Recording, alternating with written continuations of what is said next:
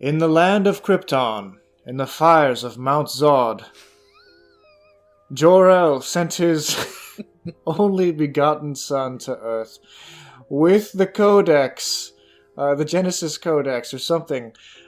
Zack Snyder, 2013, Man of Steel.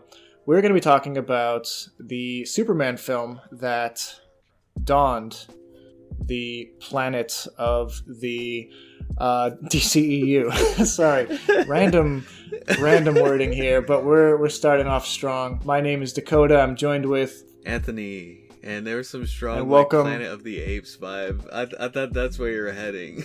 Well, that's where I was going to head, and then I had to pivot because apes doesn't make any sense. I could have said Grodd, I guess, but he's not in the DCEU yet. All right. Welcome to Project Geekology. Today we're going to be talking all about Man of Steel. We're going to be reviewing it, we're going to be discussing what worked and what didn't, and we're doing this because in a couple weeks' time, Zack Snyder's Justice League Snyder Cut is coming out. I think it's safe to say that we're both excited for Snyder Cut. Are you excited for it, Anthony? Yeah, I'm hoping that there's some redemptive properties to it because that first one was not good. Actually, at the Alamo Drafthouse, they sometimes come out with like cups that you can buy or pint glasses that you can buy that tie in with the movie that you're watching, and I'm currently drinking out of a Mondo Justice League cup, and it's one of my favorite cups, and it's a shame that the movie isn't one of my favorite movies. But here's hoping that Zack Snyder's Justice League Snyder Cut will change it up for me. Before we begin, Anthony, what have you been up to over this past week?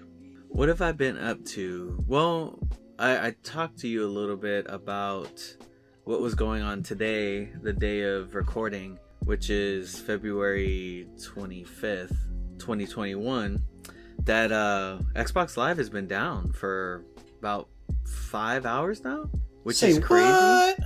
Yeah, I know. And they're not giving any What do you think it is? Behind it. They didn't give any reasoning behind it. They haven't said if it was a DDoS, which is a denial of service. Denial of distribution. Direct denial of service. It's pretty much sending a whole bunch of traffic to one site and then it crashes that site, which happened to Buzzsprout earlier this week, which was an interesting thing. But I mean, thankfully it didn't happen on our upload day. Yeah, for real. But I think they bounced back pretty well. I mean, sometimes it happens. Sometimes peoples are jerks. But yeah, got to watch Man of Steel, which we'll be talking about in this episode. And no, not today. Was it today or is it yesterday where I joined up with your guild in Galaxy of Heroes? Oh yeah. So last week on our Lion King episode, we discussed that I had recently jumped back into Star Wars Galaxy of Heroes with a couple buds. I invited Anthony to join our guild. We now have a grand total of 6 people. If you want to join, please go to Galaxy of Heroes and find the guild, the Cold Republic. Not the Gold Republic, not the Old Republic, but the Cold Republic. It's chilly down here. And please join us. We're trying to do some raids, but we can't because we don't have enough people to get guild tokens. But anyway. Something that broke my heart is the fact that we are not canon, so I wanted to get ahead of that. Yeah, get ahead of the news on that one before you find out from the wrong people. Yeah, we're not canon. It's just for fun. It's roleplay. This isn't the Republic during a cold age. It just doesn't exist. Imagine just the Star Wars. Yeah, an ice age in the Star Wars galaxy. Just everywhere is cold. Places like Hoth are just uninhabitable. Oh my gosh, yeah, it's snowing on Tatooine. But yeah, so I haven't gone too crazy this week. Just doing gaming as usual, and consuming our media of the week. But yeah, other than that, nothing too crazy. Well, before you jump over to me, what would you be playing right now if the Xbox Live servers were still up. If they were up, I actually was thinking about hopping onto Battlefront 2. Good game, people. Good Battlefront, game. yeah, Battlefront 2, and we're talking about the newest one that came out, 2017. It had a lot of flack back in the day because of the whole loot box thing, which was well deserved. But they came around and they fixed it. They bounced back. There's no loot box system, and they added a lot of content, which is like really fun. It's a really, really fun game. I enjoy it. I actually have it on PS4 also because they gave it away for free during one of the months. So I could actually hop on with you, Dakota. Yeah, I got it free on PS4 the other week. So that was fun. Awesome. Yeah, we should hop on it at some point. Maybe do a Battlefront episode. What do you say? Yeah. What do you say, bud? Yeah, I'm really I'm down for that. But yeah. Other than the, have you noticed actually that the new Lucasfilm Games thing is like steering clear of like EA? Oh, they're trying to give themselves some space from EA for right now because because of all that flack that they had. I mean, I think the only game that they released that really had any positive response to it was Jedi Fallen Order. Which is crazy. I mean, you give this huge company the reins to make as many Star Wars games as possible. They had free reign to do whatever they wanted with the Star Wars universe. And they made like 3 big games, because they're both Battlefront games, and then like a slew of random like mobile games. And then the flight sim one, Squadrons. Right. Squadrons is not bad.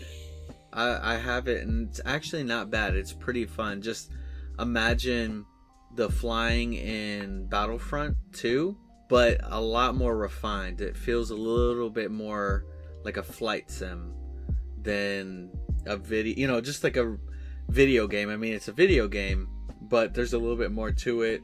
Alright, so Squadrons, you can use a HOTAS, which is HOTAS, and it means hands-on throttle and stick. So you can actually use it like a flight sim. So I've actually played it that way too, and it's really fun. Other than that, in Jedi Fallen Order, the other games have had like really bad press. Except for Battlefront 2. Battlefront 2, the beginning was like completely terrible, but it got a lot better. It was bad press for weeks. Yeah, it was bad press for weeks. It was a mess. But I don't think that their press was as bad as Cyberpunk's. So right, or Blizzard recently. So other than that tangent that I just went on, what have you been up to this week, Dakota? No, that's not a tangent. I was asking you questions, so you're good. You're good. No. As far as what I've been up to, well, last week I watched my first Muppet movie ever. That was the Treasure Island one. Then the next day, after we had recorded our Lion King episode, I watched the Muppets movie, the original, the one from, I think it's 79, and then I watched Christmas Carol, which it was a pretty remarkably good Christmas Carol. I love Charles Dickens, and they kind of nailed that story really well. But that was cool.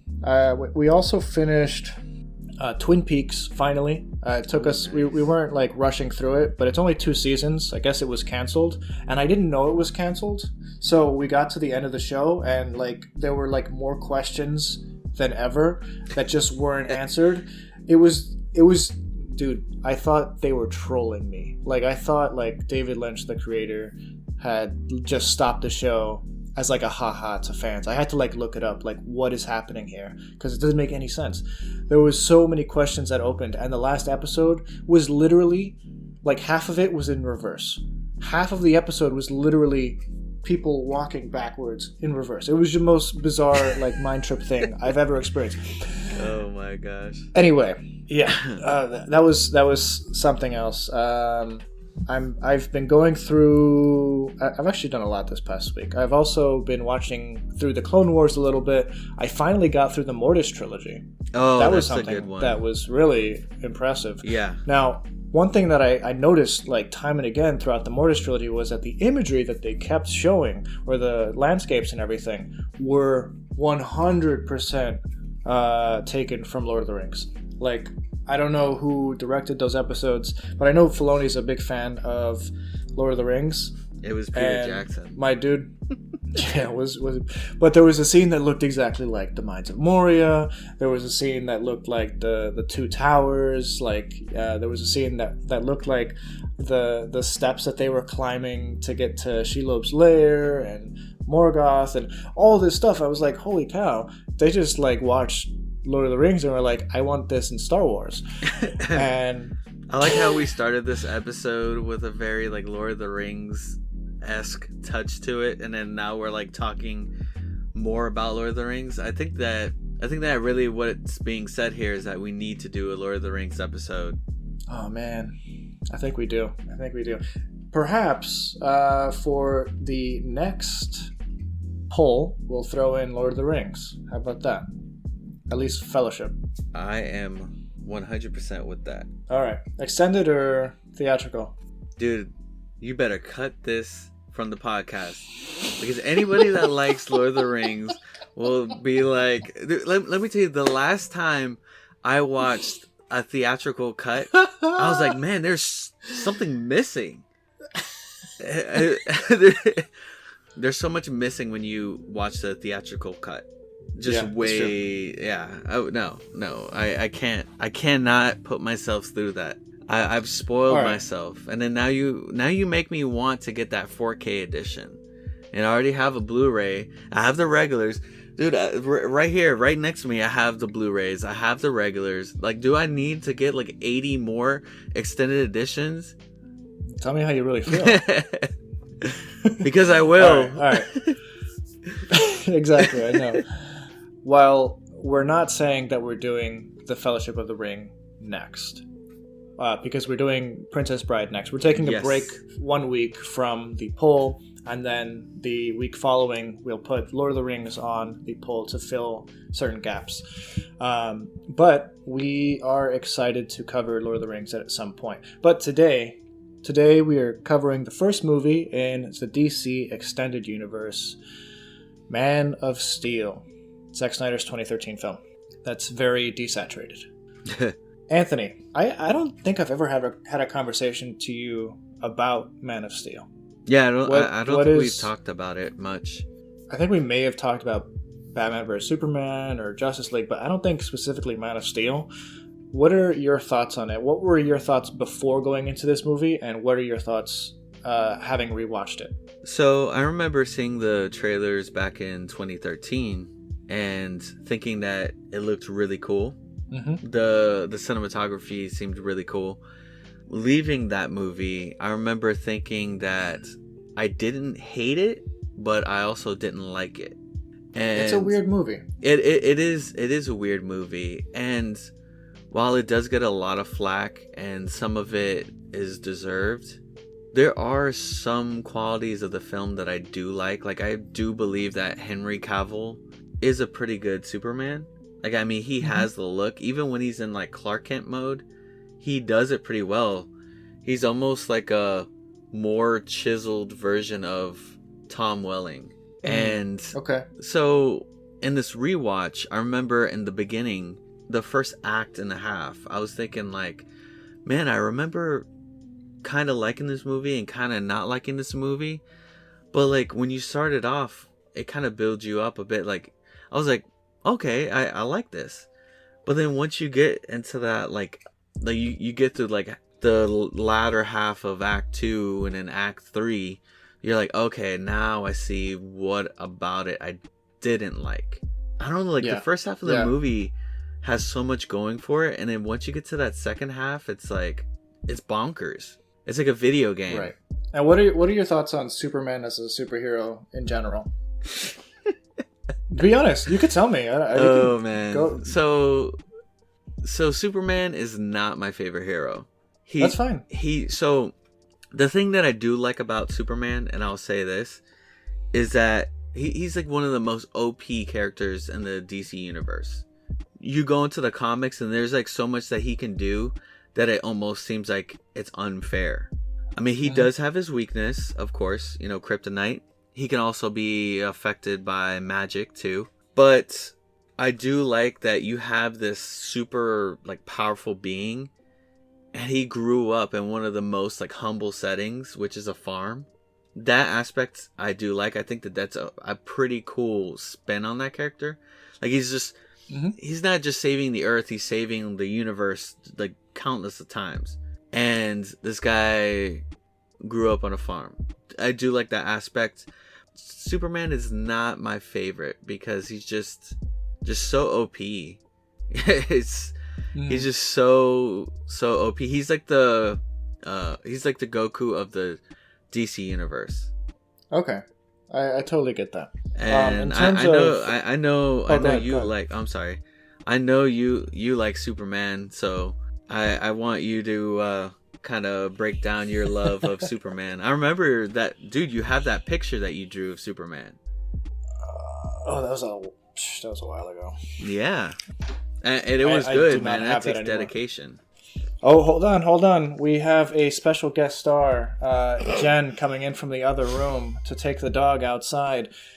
Jen, what are your thoughts on Man of Steel? Be honest, be candid. I thought it was alright. I mean, Henry Cavill. Hey, get out of here. Get out of here. Go, scram. Do you want me to say, like... Yeah, go ahead. Whatever. What I thought? I don't know. I thought it was weird that they, like, made all of these, like, references to Jesus, but then they made Superman, like, not that kind of depiction, like that perfect hero, which I'm fine with. I think, like, okay, if you want to have a different take on Superman, that's fine, but then don't compare him to Jesus every like 5 freaking seconds. Zack Snyder has a thing with messianic imagery. I don't know if you've seen the latest picture for his upcoming Justice League film, but it's the Joker, Jared Leto's Joker, with a crown of thorns on his head. Good going, Zach. Yeah, I've seen some pretty good memes about that, actually. Yeah. But it's like a picture of him as Jesus, and it's like, we live in a society. But well, yeah, I don't know. I just thought it was like, I don't know, pick your lane that you want to be in and stay in it. All right. We'll probably talk a little bit more about that. But yeah, I do agree. It's weird that there are scenes that Superman decides, or not at that point, but Clark Kent decides not to turn the other cheek, but instead to destroy someone's truck. Dude, that was like, I just thought like, I mean, I'm not the biggest Superman buff or anything, but I just thought like, yeah, he wouldn't have done that. I don't know. Yeah, there are moments where Clark does things that just aren't Clark Kent like. Like, first of all, he wouldn't do it. He wouldn't do it behind someone's back, and second of all, he wouldn't ruin that person's entire career by destroying. That's true. Destroying his livelihood. I think that the movie does have some merits, though. It's not all bad. You know, it's just the first thing that comes to mind is negative, but that's with a lot of criticism. You know, you think of that first, but I do think that the movie had some good parts. Like, I think him with the school bus, saving the school bus, and that was really cool.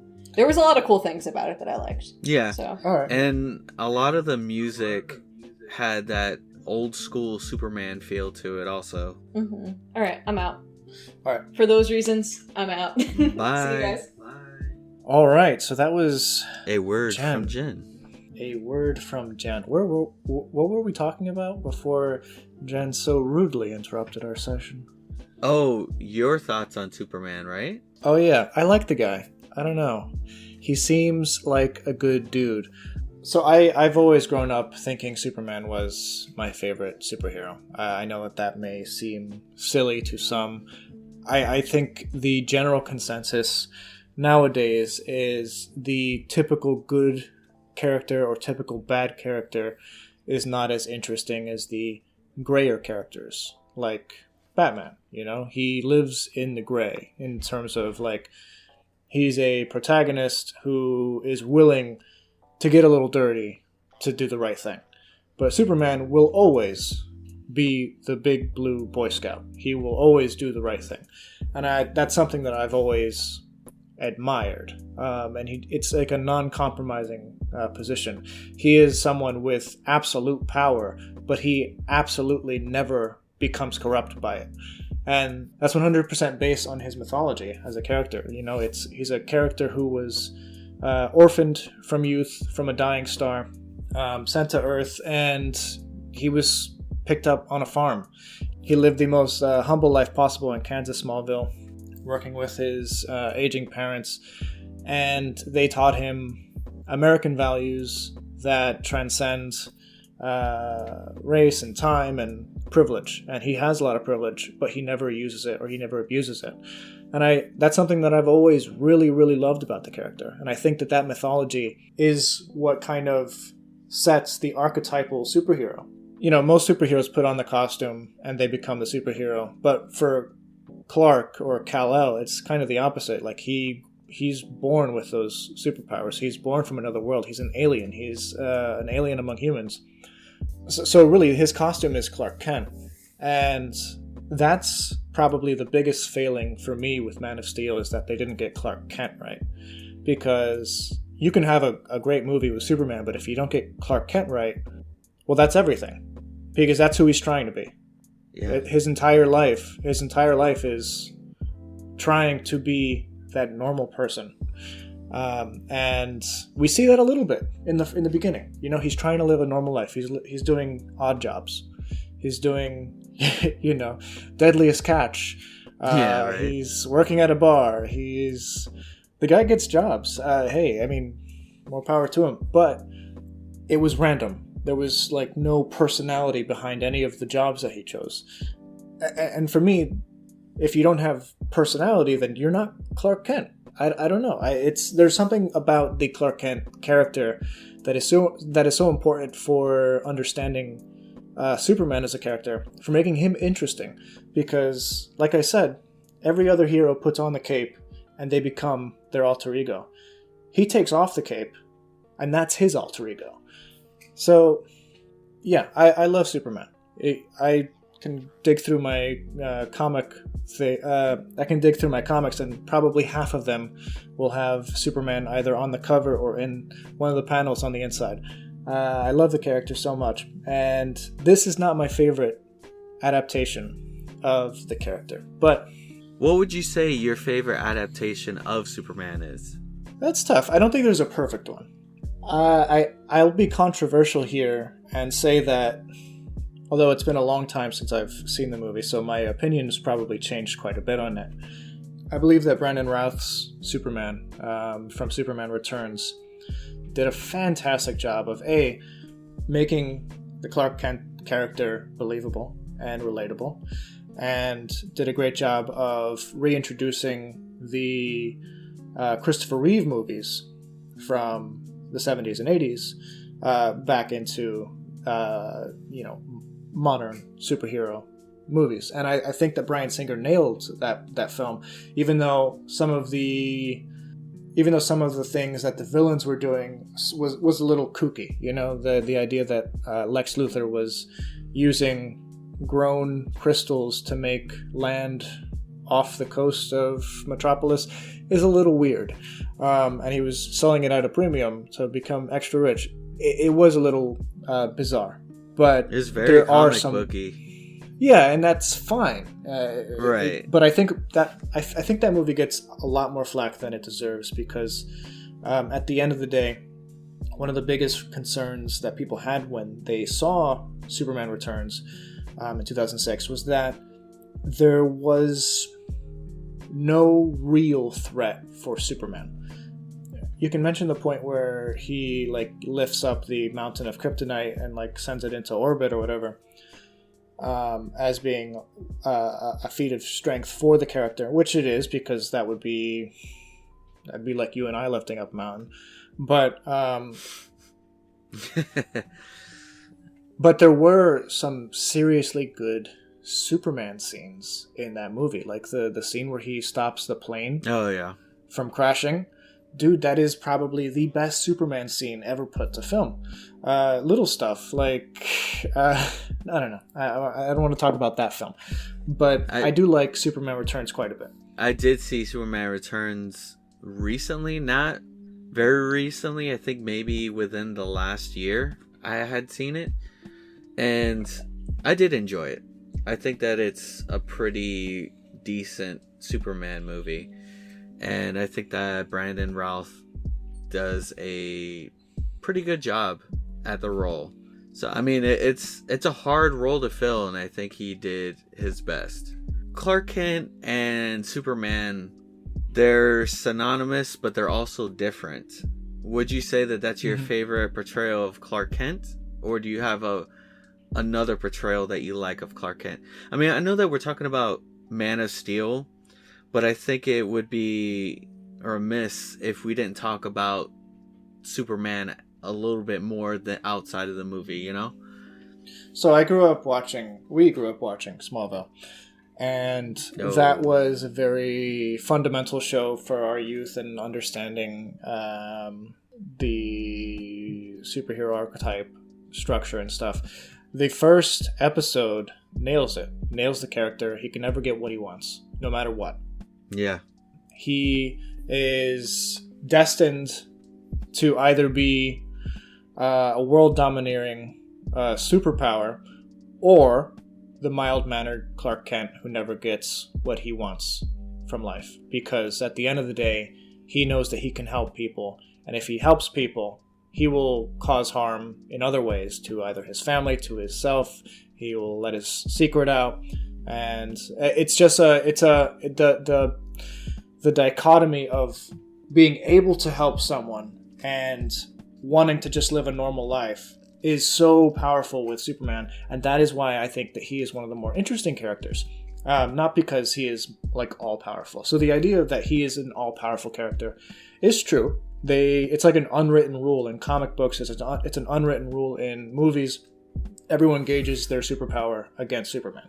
They even had like a Marvel versus DC comic, like must be 20 years ago at this point.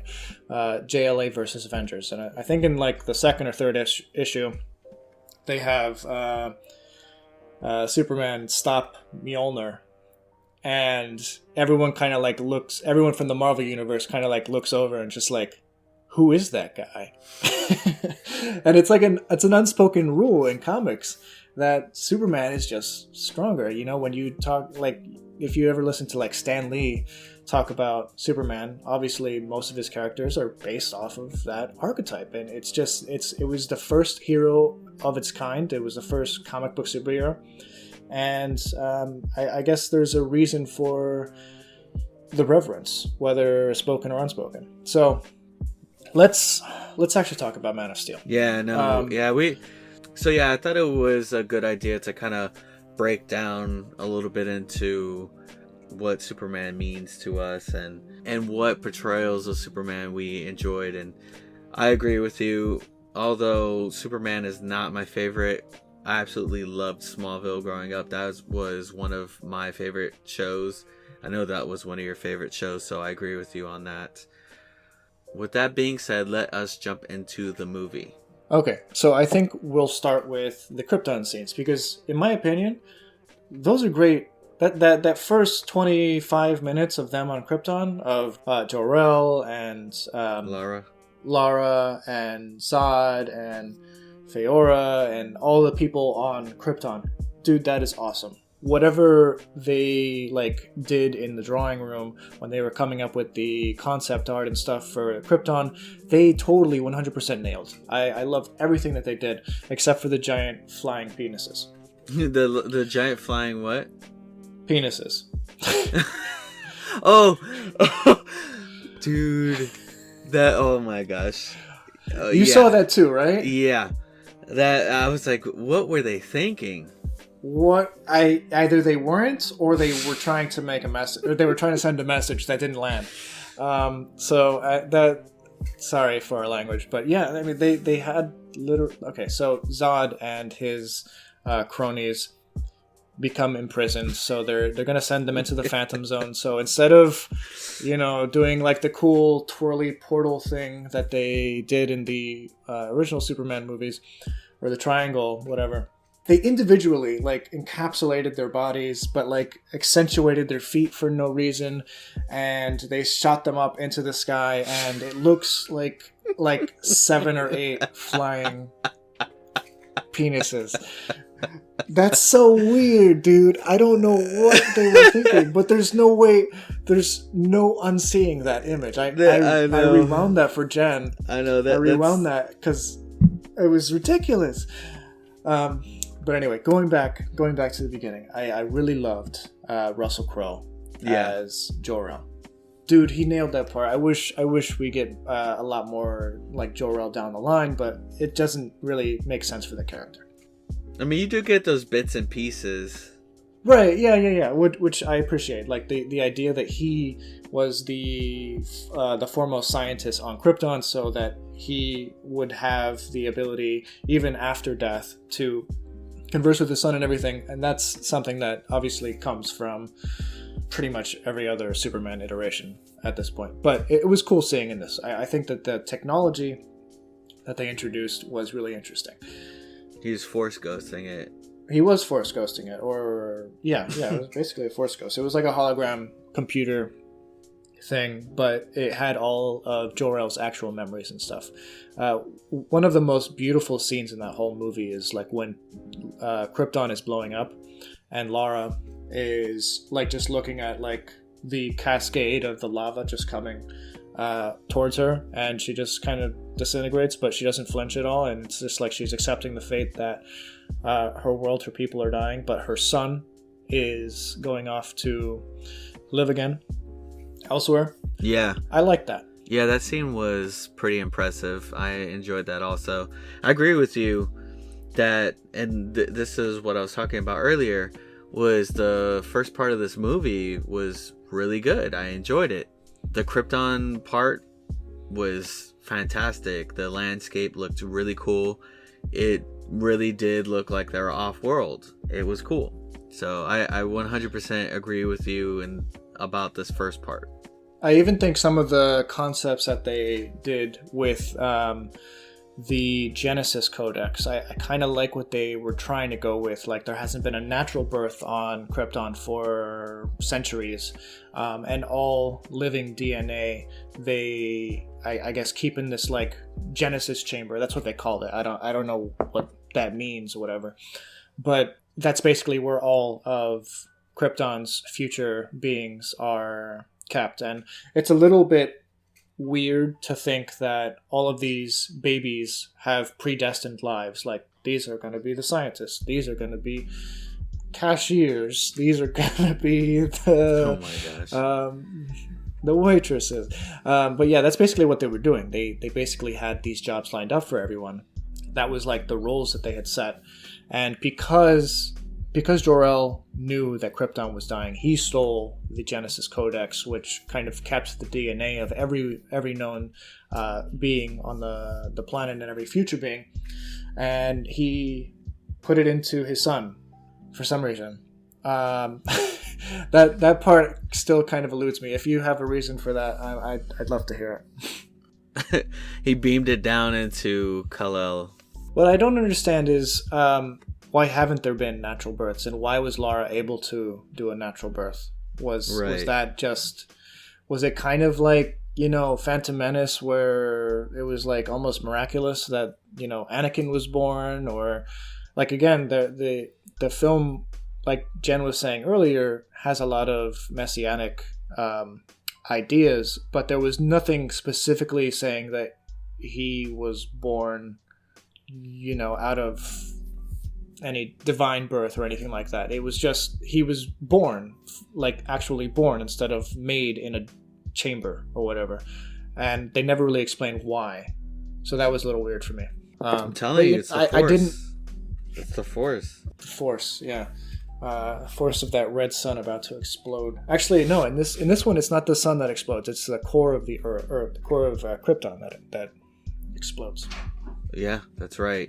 All right, Anthony, why don't we go to Earth? You want to cover a little bit of what we see there?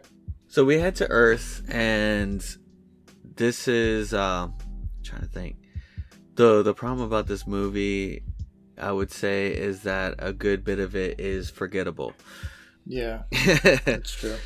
So yeah, we make it to Earth, and we see a Clark Kent on the TV set of The Deadliest Catch. Not really, but I mean, he's on a fishing boat. We haven't seen any flashbacks yet, right? At this point?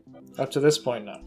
But so yeah, he's on this fishing boat, and he they come up to this oil rig that is on fire and it's going to explode.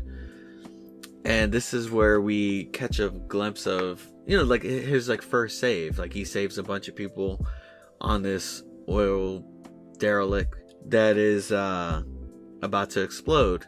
It's crazy because like all these people they're seeing him, but like he just somehow is just so good at disappearing. Like he does like all of these different jobs. What was it? He's working as like a busboy. Yeah. Talk about like like a humble job. I mean, this guy, one of like the most powerful beings in the universe, and he's like doing a very humble job of busting tables. And then this is where the part that you don't like happens. I mean, it was out of character for me, and I thought about that. He has some issues with one of the patrons there. The guy is being a jerk, and so Clark leaves. And when the guy leaves later on, Clark took a bunch of logs and like destroyed this guy's truck. He like impales the truck. And the thing is that the guy's reaction just was, I wasn't buying that guy's reaction.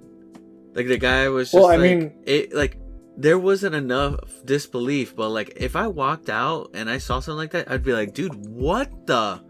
Like I'd be like freaking out. I'd be like, what just happened? I'm like, what?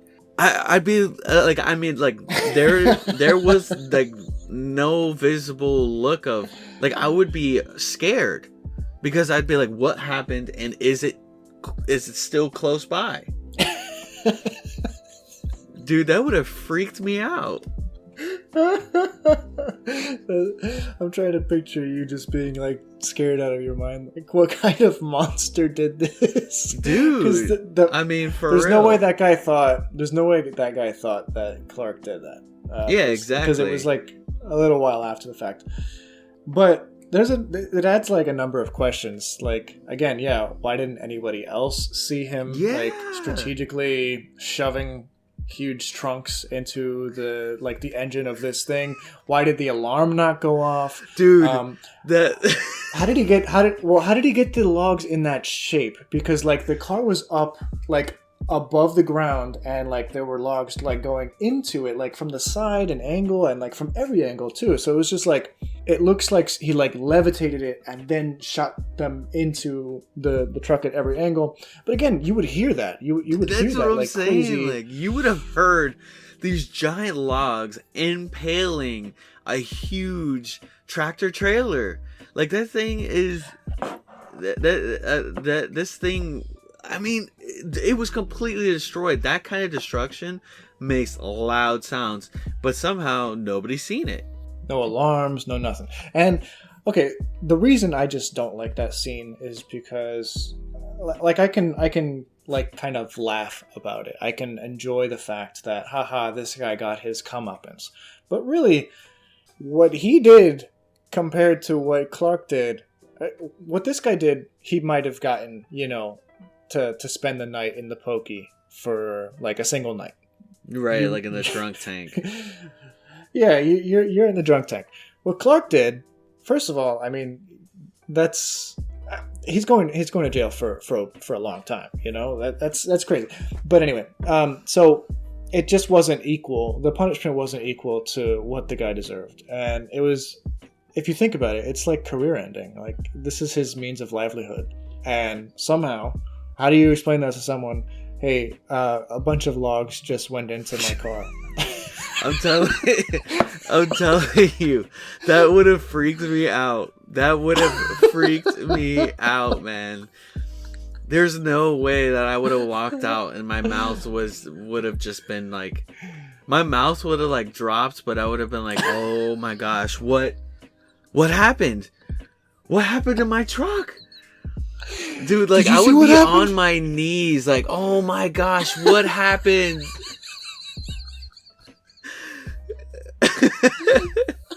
Sorry, I'm just trying to picture it. It's so funny. Dude, like, right, we should get off it. I would, my gosh.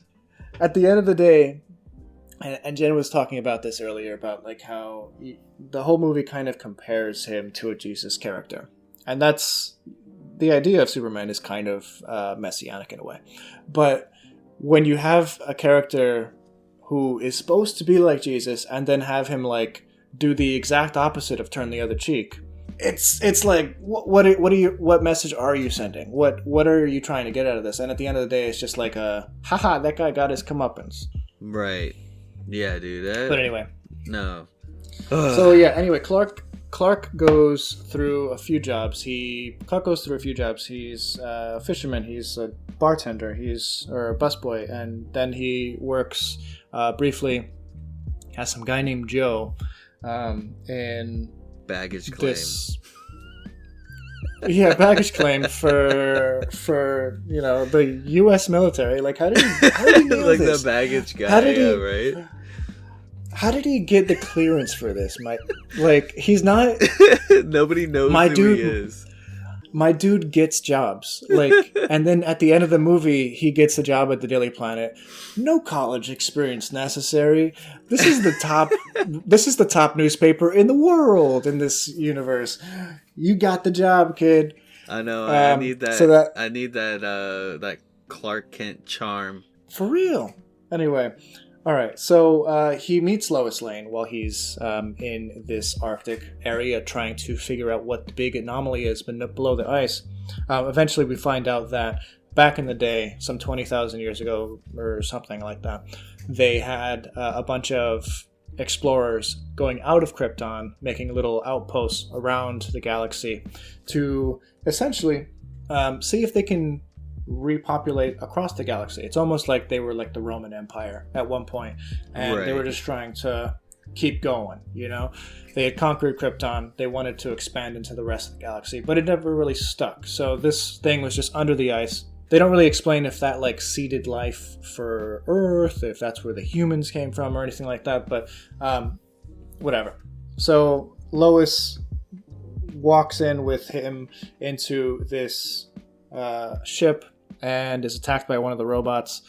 Clark saves her, and it's like the first person that he is like 100%, all right, I'm willing to share all my powers with you. This is who I am. And she writes a whole article about it, and she cannot get it published because Perry either doesn't believe her at the time or thinks it's too crazy for the world to hear.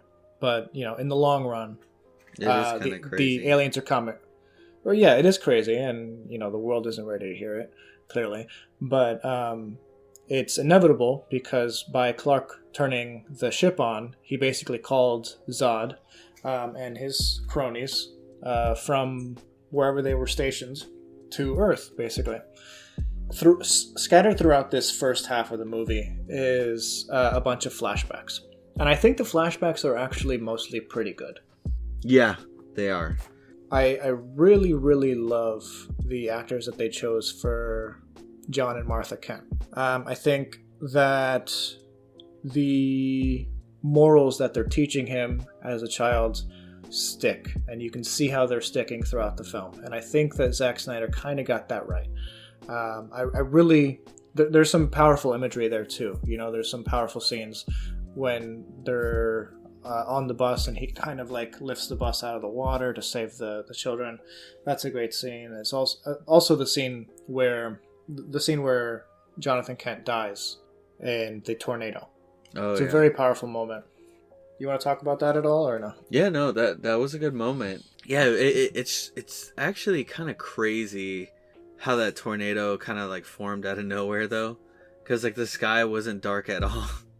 Then all of a sudden this tornado came out of nowhere. Yeah, but that scene was pretty good. I think that it was a really good learning moment for Clark also, because his dad is out there. He's putting his life on the line to save all these other people, but also protecting his son. And so the reason why he gets caught in the tornado is that he heads back to the truck to get their dog, and he ends up saving the dog, but it's too late for him to head back to the underpass where all these people are hiding from the tornado, and so he dies. And that moment you could see that tears both Martha and Clark apart. That breaks their heart. And I think that the emotion that they captured in that scene was like really good. Yeah, I love the idea that Jonathan Kent is so fixated on giving Clark a normal life, which is all Clark wants. Throughout pretty much every Superman iteration, Clark Kent or Superman or Kal-El, whatever, always wants a normal life. So Jonathan Kent is 100% set on giving his son what he wants in that moment. And the only way to do that is if he doesn't use his powers. If he stays being normal. If he doesn't do anything extraordinary to draw attention to him or his family. Right. And in that moment, he sacrifices himself. Yeah. So that his son can continue living his life without problem. Because he loves his son. And it's a great moment because just a minute or two earlier, Clark was saying, "You're not my real dad," blah, blah, blah. And they're fighting in the car. And it's almost like, it is one of those scenes where it's like, wow, I wish that wasn't the last thing I said to my dad. But that moment where they had that connection right before Jonathan Kent dies from the tornado, and he pauses and he like holds out his hand, there's a moment of recognition on both parties' part where it's an understanding, like, we know, or I love you, I'm doing this for you, please don't ruin your life by trying to use your powers to save me. And whether that would have ruined his life or not, we don't know, but I'm sure Clark regrets that moment. It's one of those things that he probably regrets most. And I think any one of us would think, no, there's got to be another way. And for whatever reason, he didn't have the courage in that moment to step up or figure out a way. I think that that's realistic. Whether it's realistic for someone to die in a crazy, like, freak tornado accident like that, I don't know. I don't live in Tornado Valley. That's one of the stronger scenes for me. Yeah, that was a good What scene. about, what do you think, you were saying, like, the second half of the film is where you start to see the movie's flaws. Where do you start to see those flaws?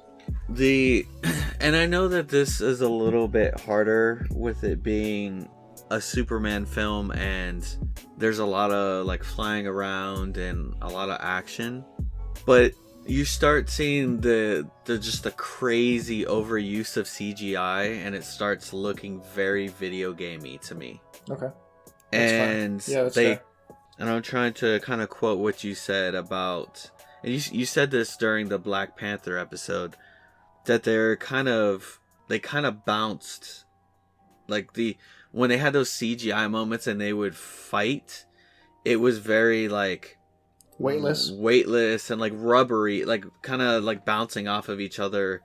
And part of that was meant to be, but part of it looked weird because it was just like really just crazy CGI.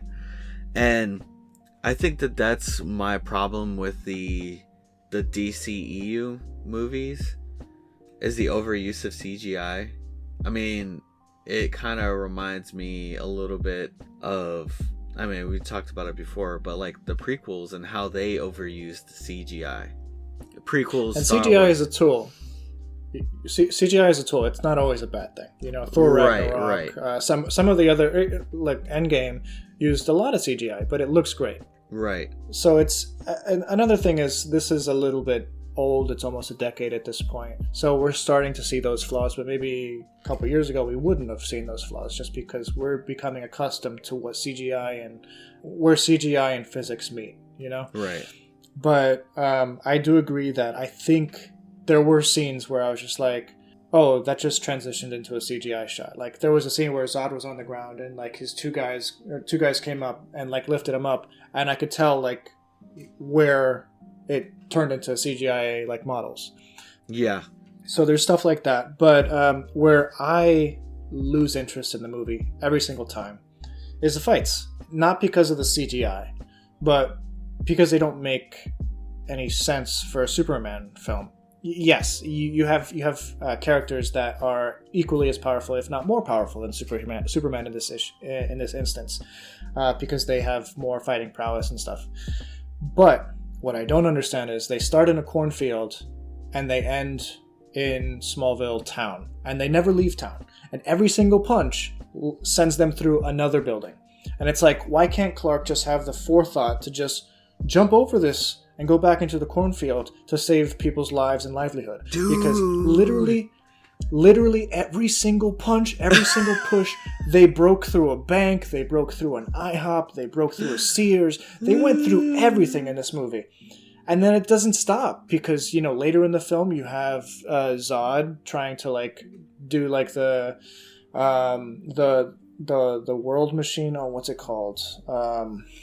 The world engine, which is a kind of a cool name for a sci-fi thing in general. But yeah, so he sets his world engine up in like the Indian Ocean, and then on the other side of the world in Metropolis, and it's just shooting out beams trying to terraform the Earth, and it's destroying Metropolis as we see it. I'm okay with that because that's the villain doing it.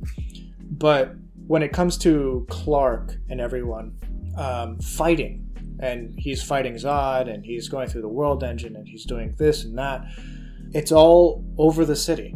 Dude, and oh my gosh. Like, everything that you're saying while I was watching this movie, I'm like, dude, what is he doing? What? I was like, why is he fighting in the city? They're destroying everything worse than this world engine.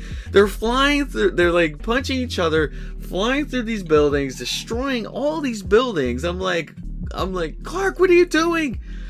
There's a Fly lot of, away. And what's weird is that, like, no matter which direction they would punch each other, they would go through something. And there's even a point where, like, they punch or they push each other into space. And what do they hit? They hit a satellite. Like, what are the chances of that? There's so much space up there. They hit a satellite. What? Dude, they're just like, they're really just there to destroy everything as possible. Like, General Zod's like, yes, you're helping me. You're helping me, like, clean up. Let's clean up house. But no, seriously, it's not just the villains like doing the damage. There are scenes where Clark is literally like dragging this guy's face through buildings, and he's like dragging it on the glass of the building, like he's using the building as a weapon.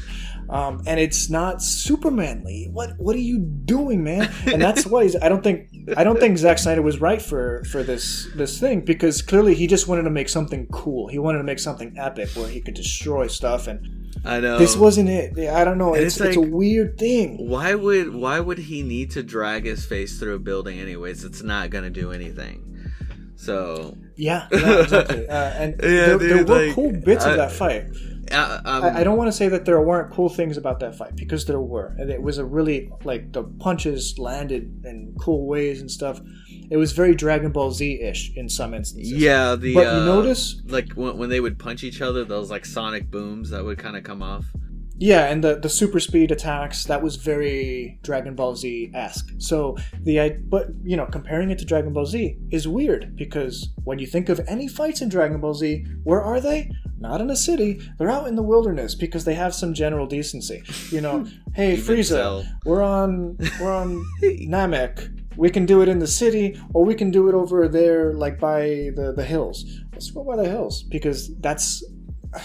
Because I think Goku has a little bit more sense than Superman in this instance. Let's not destroy people's lives. You know how many people they probably killed just by just grinding through buildings like that? I can't even. I know, and buildings are like falling over as they're like destroying through them. Dude, it is so funny that you're saying this, because my thoughts exactly. I'm like, dude, why doesn't Clark just like fly away? Draw him away from General Zod from the city, and then fight, or like fly into the sky and fight. Dude, it's crazy. Like, they're just like destroying everything. Which for General Zod, it's whatever, but for Clark, he's supposed to be protecting these people. I have a lot of people online who would go ahead and call me an MCU fanboy, and for all intents and purposes, I am. I love the MCU. Same. And I will defend certain things, but I don't defend blindly. So if there are things that I don't like about a film or I don't like about a franchise, I will say it.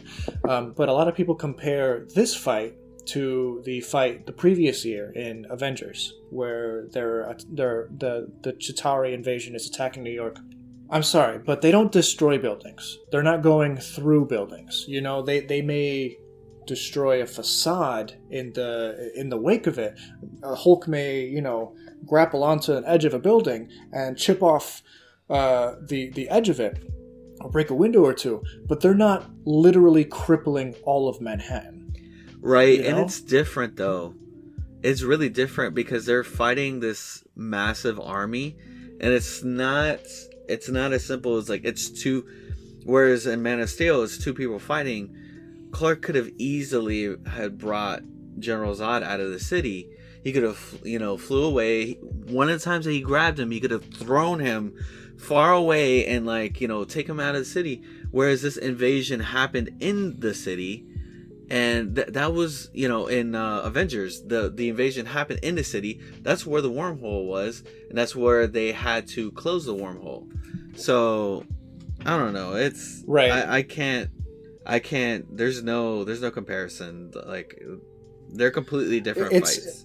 Yeah, and people do compare them, and they're like, oh, well, what about Avengers? They dropped like big space whales on buildings. Okay, but the space whales didn't destroy the buildings that they landed on. They just kind of like crumpled on top of them. And yeah, there was a lot of damage. We saw the aftermath of the damage in... Yeah, there was a lot of damage. We saw the aftermath of some of the damage and stuff like Homecoming. At the beginning of Homecoming, we have like that stuff. But going back to Man of Steel, or actually going back to Avengers, they send a nuke to New York City because they think that that's the only way to close the portal. Not necessarily the Avengers, but is it SHIELD? I think it's SHIELD. They send, or either SHIELD or the U.S. government, I forget at this point. They send a nuke to destroy it all. And they're willing to take that risk of 7 million plus lives. But the Avengers, the heroes, are not willing to do that. And Tony makes a very self-sacrificing, he has a very self-sacrificing moment where he diverts the nuclear missile. Right, in this into movie, the portal. Yeah, in this movie, I feel like Superman would just be like, yeah, point it right over there at the city. Fire. This will maybe help destroy Zod. I don't know. It's a weird adaptation of the Superman story. I don't hate it. I really don't. And I want to like it. I really do. Same. I like you were saying with Henry Cavill, I think he's a fantastic choice. He has the character, he has the demeanor, he has the gravitas, and he has the look. And he's jacked out of his mind. But the direction of the film says otherwise. It says this is Bizarro World Superman. This is not Superman. You have a lot of like Zack Snyder fanboys out there that I don't begrudge them that, you like what you like and whatever. But this is, as a Superman fan, and I've always been a Superman fan, this is one film I just can't get behind. I won't say that I dislike it, but there's a lot that I don't like about it. Right. I don't know. No, I agree, and this is coming from somebody that's not a crazy Superman fan. I mean, I like Superman, and this movie isn't the worst DC movie that's out there. I will say that. It is not the worst. Right. But there is a lot about it that I don't like. I feel like Henry Cavill does Superman justice, but I don't think the writing does in this film. Yeah, I think that's fair. And I don't know who did the writing. I don't know if it was Zack Snyder. I doubt it. But I do... And I'm tentative about the Justice League movie because I was burned out after Man of Steel. I didn't dislike Batman vs Superman, but I didn't like it. And surprisingly, I actually did like the Joss Whedon Justice League movie just because it was a different take on the characters, and it felt more like a comic book. But I cannot wait to see the culmination of his trilogy, if that makes any sense, because this is his vision. And I want to see it through. You know what I mean? Like, I want to see the final product that he was envisioning. And that's what I'm most excited about with the Justice League film. And it's going to be a bizarre thing because we've already got this film. This is just going to be double-sized and taken in a different direction. So I am like really excited about it, but I'm tentative because I just don't like his interpretation of the DC universe. My biggest problem with the DC expanded universe, or like these movies, is that I feel like they're trying to do things that they're not ready for. I don't think that they were ready for a Justice League movie. I feel that this DC cinematic universe has too many like loose ends to it. It's not tightly wound. It's somebody, they need to do something, because Marvel has their stuff down packed. Am I saying that every single one of Marvel's movies are winners? No, but they seem to have an idea of what they want to do, and they go with it, and they work together. And even DC bad doesn't Marvel have that. films. What happened? Yeah, even bad Marvel films still are good. films that don't land. And they're at least telling a chapter of this overarching story. Exactly. It's like a book series. Just because you don't like one book does not mean that you're not going to like the next. But when your film series starts on a film like Man of Steel, it shows a general misunderstanding of the source material, it's kind of hard to get behind. But they went gung-ho with it, and the second film in the series was a weird thing where they decided to put all three of DC's biggest superheroes in one movie. Yeah. And also do one of the biggest storylines in the Superman story arc, which is the death of Superman. And it was... They were ready for that. They weren't ready for that. It was unearned. They didn't establish these characters. They didn't establish these actors into these characters. Now, I will say easily that the best part of Superman versus Batman is Wonder Woman. Mm-hmm. And I'm going to stand by that, because they were not ready for that film. That is a big storyline. I will agree with you. And it's like, dude, like, what do you guys... You guys... They're trying to catch up with... Like what they're trying to do is, like, catch up with Marvel, because they see what Marvel's doing. Marvel's making these humongous storylines. But, dude, back in 2008, they started with Iron Man. Yeah. They didn't start... they didn't start with Iron Man, and then next year they did Avengers. They didn't do that. Yeah, they established the characters. They established Robert Downey Jr. as Iron Man. They did really well with the casting. He did, and they established the roles. They did well with Captain America, with Chris Evans, Chris Hemsworth as Thor. They did their casting was great, and they developed their characters, and that's what DC's not doing.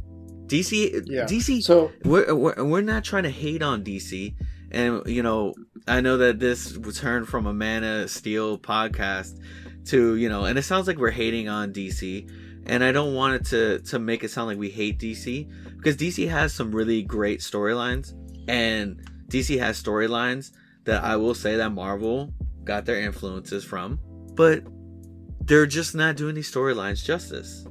Yeah, if they were, we would definitely be giving them more credit where due, because frankly, like, I don't read comics regularly anymore, but when I did, like, of the 5 or 6 comics that I would pick up on my like weekly run, 5 of them would be DC stuff, and then maybe one Captain America, or maybe one Spider-Man comic, something like that.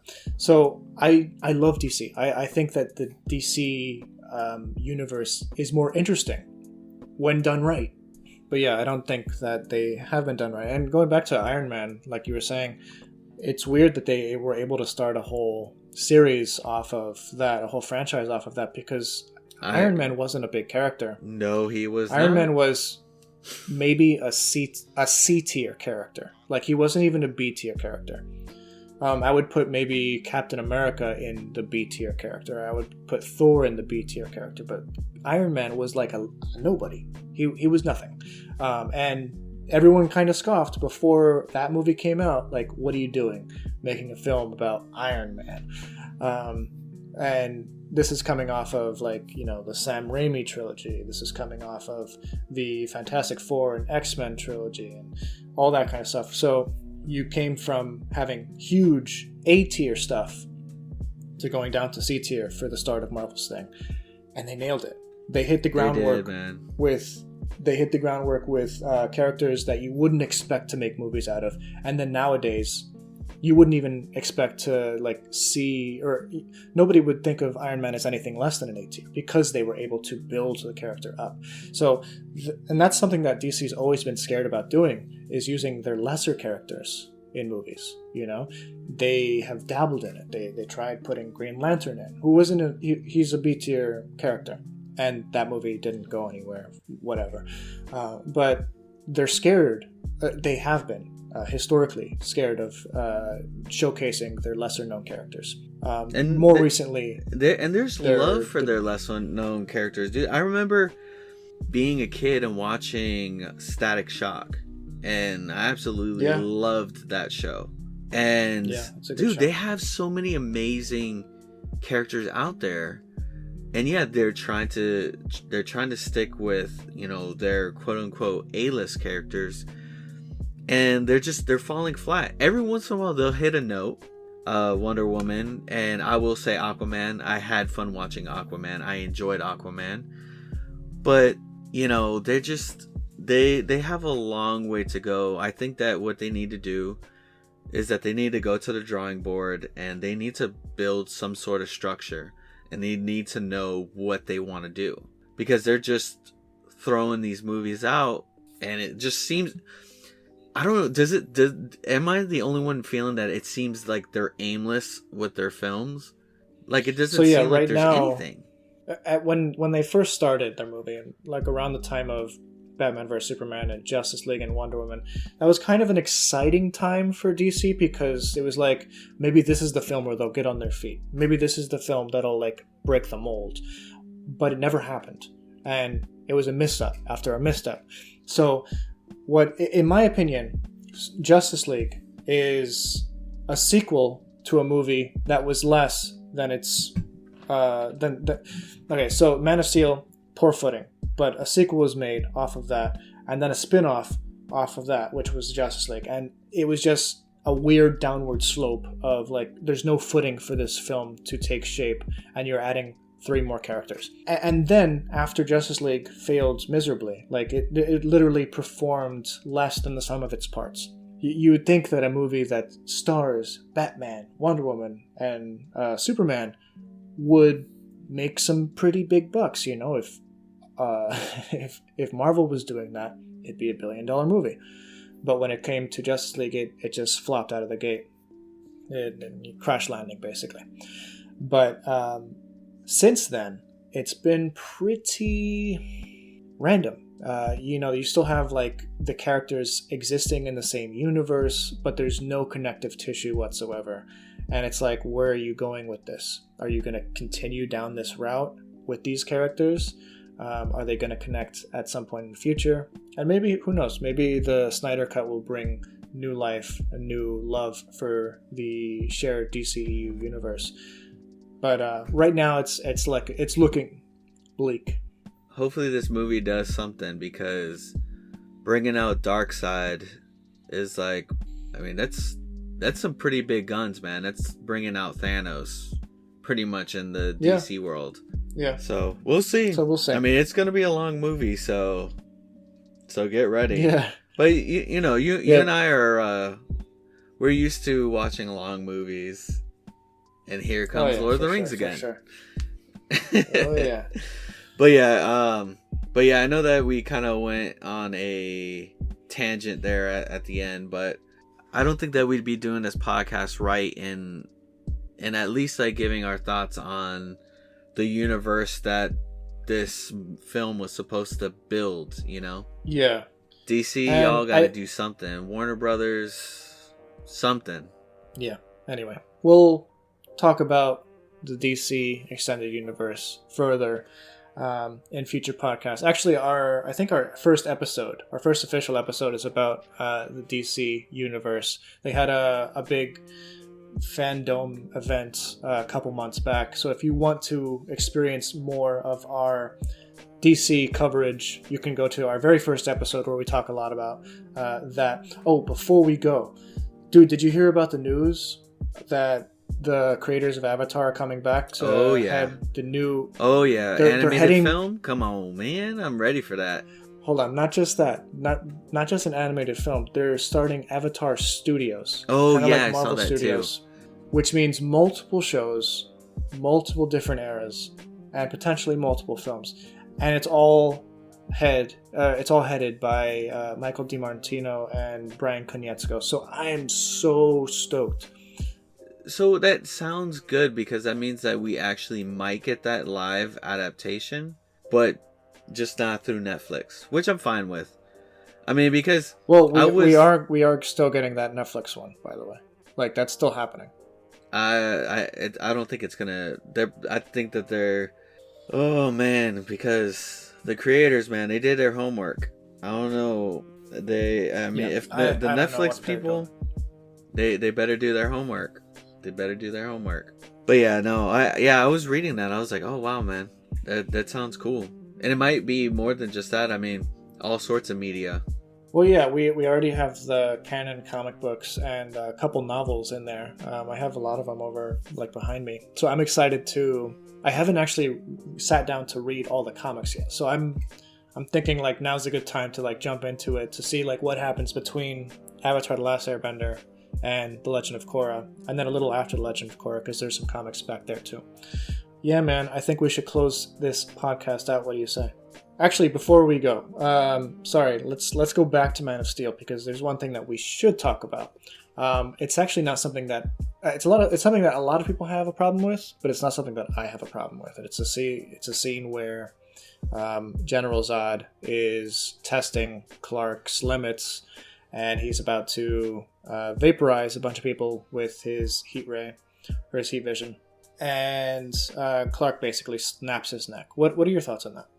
It doesn't bother me, but I could see why people don't like it, because it, in a lot of ways, it is kind of out of character for Superman. But I mean, at this point, does it really matter? Because they've destroyed half the city. There are so many parts. There's so many parts in that film that were so uncharacteristic for Clark. That, I mean, sure, just throw that in there while you're at it, you know?